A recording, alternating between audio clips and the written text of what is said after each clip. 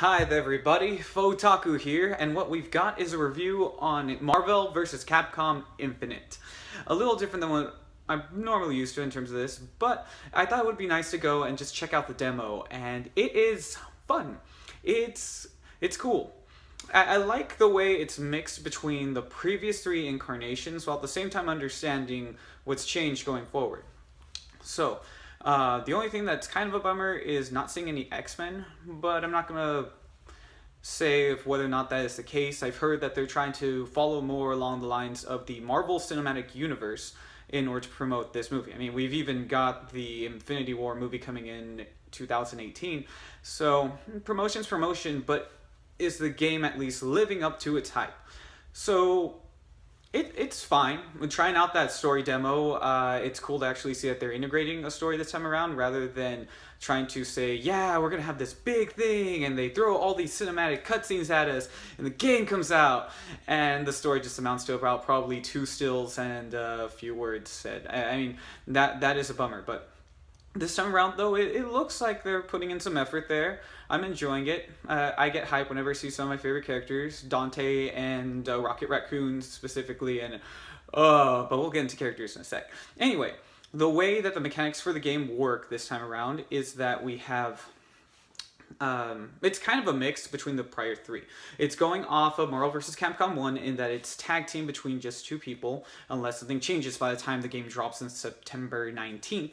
And then what we also have going down is the button integration is not like it was in Marvel vs. Capcom 3 exactly. It's more of a mix between 2 and 3 in which we still have our light and heavy punches, but at the same time, we're still sticking to a 4-button format, so medium doesn't really seem to be there, but they've changed that up. So launching is now done through, depending on the character that you're choosing, more than likely the down heavy.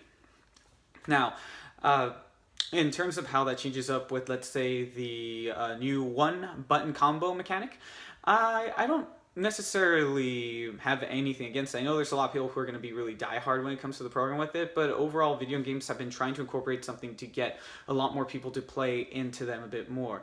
And I don't see any negative to this so long as we're able to experiment in the same way that we were able to in games like Persona 4, Arena, and Ultimax. Especially more so with Ultimax. They had their 1-button combos, but anybody could actually interrupt and do their own specific twists on there. So I'm hoping to see a bit more of that.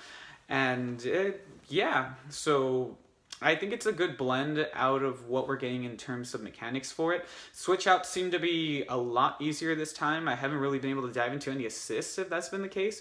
And as well as for pulling off the super special moves, it looks like your L and R triggers are set up so that way at least you can bump right into it after doing the actual initial command, of which case quarter circles and shoryukens are like gone. But I mean, now they've done it to have a double down on a specific heavy or light motion. All of which I'll just see how this goes about once the game actually comes out. I found it really fun. There's like almost no lag when it comes to inputs. They just happen so seamlessly. Oh man. And so let's get into the characters when it comes to that. Animations are great. And I mean, my favorites, like I mentioned before, with Dante and the fluidity of those combos are so incredible. I picked up X just to see how he plays. He reminds me a lot of I know it's a throw out there from like a different series. They've still got him more or less working like a taller version of the Mega Man that we had back in the original games. But here he kind of reminds me of like Shiro Emiya mixed with Archer or something. But maybe I'm just getting a bit of the tossing from some of his additional moves like the boomerang and all that. It's just a weird nostalgia factor, and some of his animations kind of remind me of that. But overall, though, it is cool, and don't get me started, I love using that light armor. Holy cow. Oh man. But yeah, so other additions, a lot of the characters that had come out before in this game, like Captain America, has some changes to his initial attacks in terms of the shield slash. So we get some additional variants, and we have some counters, so that's more than well welcoming. And Captain Marvel seems really cool. It's not going to be Phoenix Clone, so that's what's really good in terms of just seeing how Binary will play into her fighting style. But she's nice. She's a lot of fun. Chun-Li doesn't seem to be as hard as she's been set up to be in uh, Street Fighter 5, so I'm glad about that, only because I'm not a fan of charge motions necessarily. And then what's really cool also is that Rocket Raccoon. And once again, Marvel Universe is trying to pump out more of the promotion for cinematic. So here we have Groot that was added by comparison to what happened in the previous Marvel vs. Capcom 3. And it's cool. He doesn't go too crazy. I'm trying to still get on some of those level 3s, if only there was so less or more fodder, if there was more fodder so I can build up that meter. And then what we have with, what was another character that we ended up getting? Oh yeah, so Thor's cool. They've changed up a little bit, so I feel he's a bit more mobile than what he was in the prior game, and I do like the change-ups, especially because returning characters aren't complete 100% copies of what they were when they threw them into this game, and I feel that's warranted to at least make things change up. I can't wait to see what comes out from more of the story mode in... I wish there was a bit more to the demo, but after all, it's a demo, and right now I'm already really pleased with what I see, so I can't wait.